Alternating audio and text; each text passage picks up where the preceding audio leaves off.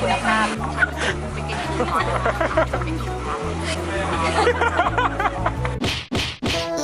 อีกหนึ่งแลนด์มาร์คของกรุงเทพมหานครที่มีคนไทยเชื้อสายจีนอาศัยอยู่เป็นจำนวนมาก เส้นทางยาว 1.5 กิโลเมตรตลอดเส้นทางถูกขนานนามว่าเป็นถนนปังกร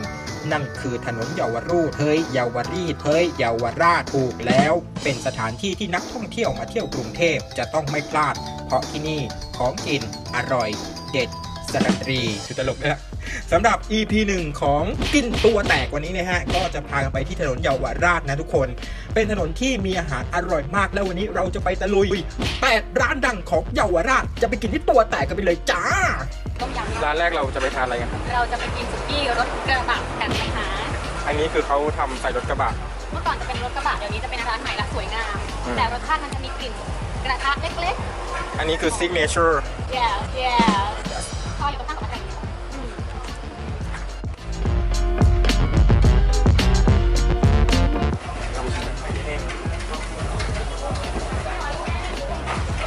อร่อยไหมคะร้อน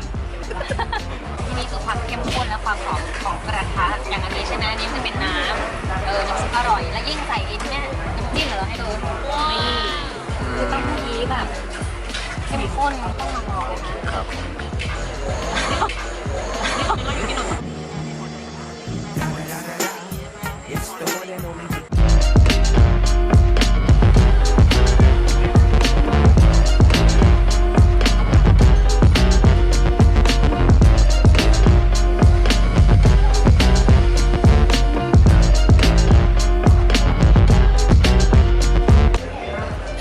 ร้านนี้เป็นยังไงบ้างครับ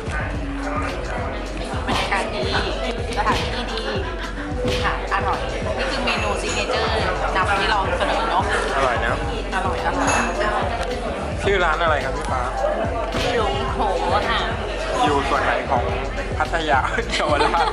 ถ้าจะมาก็คือมาสี่แยกเฉลิมบุรีนะคะร้านจะอยู่ตรงสี่แยกเฉลิมบุรีเป๊ะเลย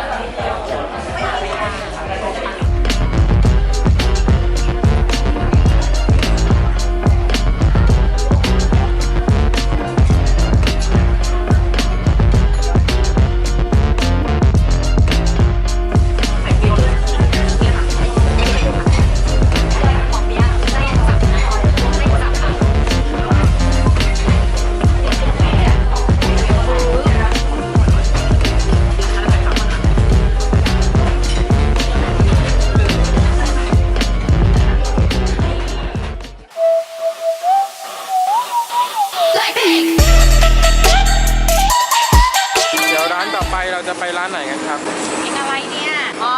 ไปก๋วยจั๊บในเอกดีกว่าค่ะเราจะไปกินน้ำซุปที่เขาบอกว่าเผ็ดร้อนนี่ signature คืออะไรครับคือความเผ็ดร้อนของน้ำซุปที่ใส่พริกไทยเยอะมาก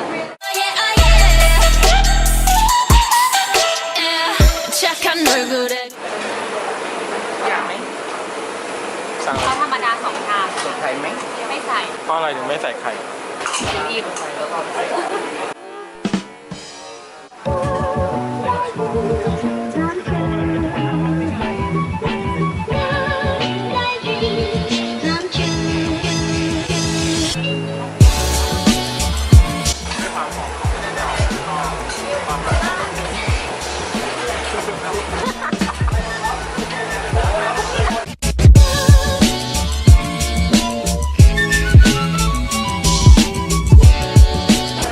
ทุกคนมาเนี่ยเห็นเขาบอกว่าต้องสั่งเพิ่มแต่เราเขาให้น้อยสถานีต่อไปเราจะไปไหนกันฮะหอยจ้อและเกี๊ยวซ่าที่นี่ซิกเนเจอร์คือแตกต่างจากหอยจ้อที่อื่นคือยังไงเน้นๆเนาะจิ้มบวยอร่อยแซ่บแม่คุณผู้ชมขึ้นชื่อว่าเยาวราชนะครับก็มีร้านอร่อยริมทางเยอะแยะมากมายกันเลยทีเดียวระหว่างทางที่เราเดินไปร้านหอยจ้อเนี่ยเราไปเจอร้านขนมเบื้องซึ่งเขาบอกว่าชื่อดังที่นี่เหมือนกันก็เลยลองแวะชิมซะหน่อยนี่ฮะ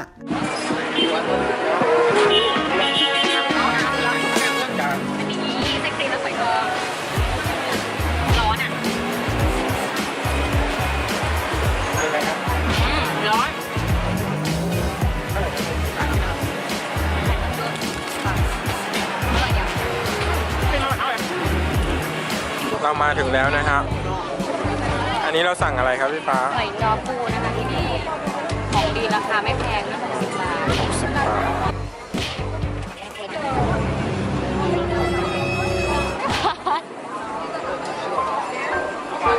ไม่ขายอ่ะ ถ้าเราเปลี่ยนเป็นเกี๊ยวเซเว่นเหมือนกันไหมลืม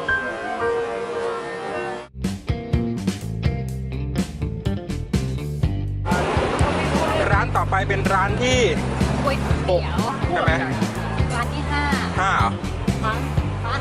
รวมขนมเบื้องยัง เดี๋ยวยังถ้ารวม ร้านที่หก ร้านที่ เราไม่ต้องเราต้องกด 6 ร้านที่ 6 เป็นอะไรครับ เป็นก๋วยเตี๋ยวคั่วไก่นะคะ ซิกเนเจอร์ของก๋วยเตี๋ยวคั่วไก่เยาวราชคือ เรามาแล้ว3 คนเราต้องกิน3 ชามเราจะสั่ง2 ชามไม่ได้ ไม่ได้ เขาดุมากดูสิไม่ให้ถ่ายด้วย จริง ไม่ให้ จริงเหรอ ไม่ให้ถ่าย และนี่คือก๋วยเตี๋ยวคั่วไก่ที่วันบายวัน ถึงแม้ว่ามันจะมีน้อยแต่ว่ามันมากด้วยคุณภาพนะ แล้วก็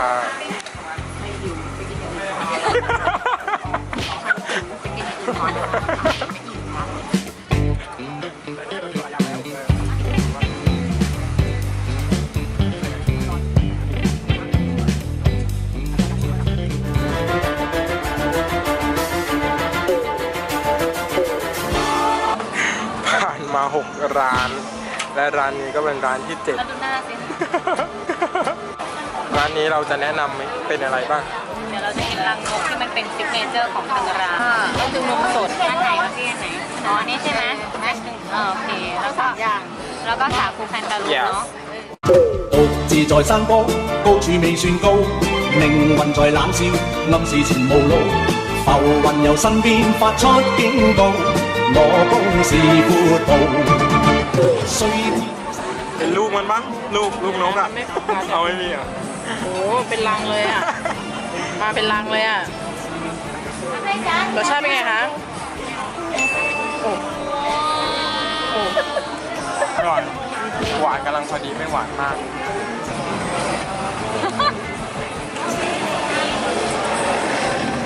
คนอะไรกินยังสวยเกลียดจังเลย ด้วย นี่เราอิจฉาเพื่อนกันหรือเปล่าคะ ในที่สุดคอฟฟี่ก็เจอแม่ที่แท้จริง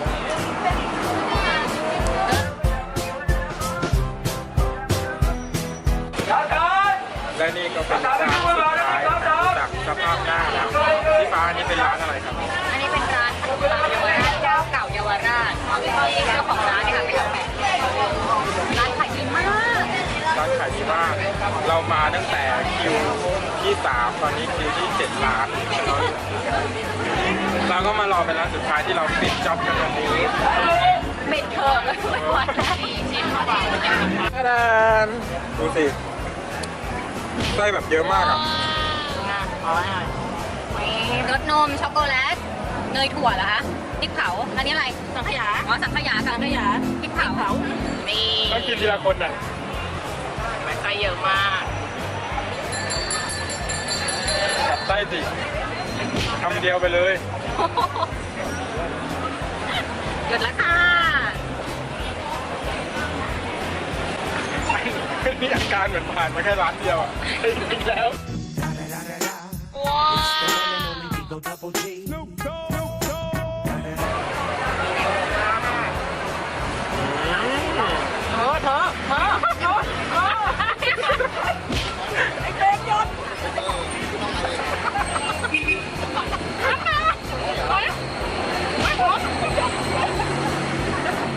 ไม่หยุดอ่ะ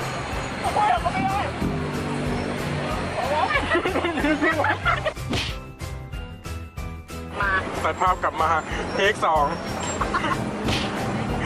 ตอนนี้มัดผมเรียบร้อย พร้อมรับประทาน ที่ของคนออกสื่อไม่ได้ เตรียมผ้าเช็ดตัวเลยนะครับ เดี๋ยวทางทีมงานจะต้องรีบวิ่งเข้าห้องน้ำทันที ถ้าว่าต้องอาบน้ำเลย และนี่คือสภาพกล่อง มือหนึ่งถือขนมปังมือหนึ่งถือเป็นลูกเนี่ย ก็จบไปแล้วนะครับสำหรับ 7 ร้านอร่อยนะอร่อยแล้วที่เราเลือกไว้ทุกคนแนะนำกันที่เยาวราชนะครับใครมาก็สามารถแวะเวียนมาชิมกันได้นะ โดยเจ้าถิ่นวันนี้ขอบคุณพี่ฟ้าด้วยที่มาเดี๋ยวเราจะถามทีละคนว่าชื่นชอบเมนูไหนร้านไหนมากที่สุดพี่ฟ้าชอบอะไรครับ ถ้าก๋วยเตี๋ยว อยมาก น้อยแต่มากเรียบแต่โก้พี่จิ๊กชอบอะไรครับ ก๋วยเตี๋ยวพวกกายเพราะว่าปรุงด้วยกระทะทองเหลืองและเตาถ่านกำลังดีสำหรับคนที่ชิมหลาย ๆ ร้าน แต่ย้ำถ้าใครหิวจัดต้องไปกินอย่างอื่นก่อนแล้วค่อยมากินพวกไก่ โอเคสาวเฟลก็เหมือนกันก็ชอบก๋วยเตี๋ยวข้าวไก่เหมือนกันก็คือพอดีรสชาติอร่อยนะครับ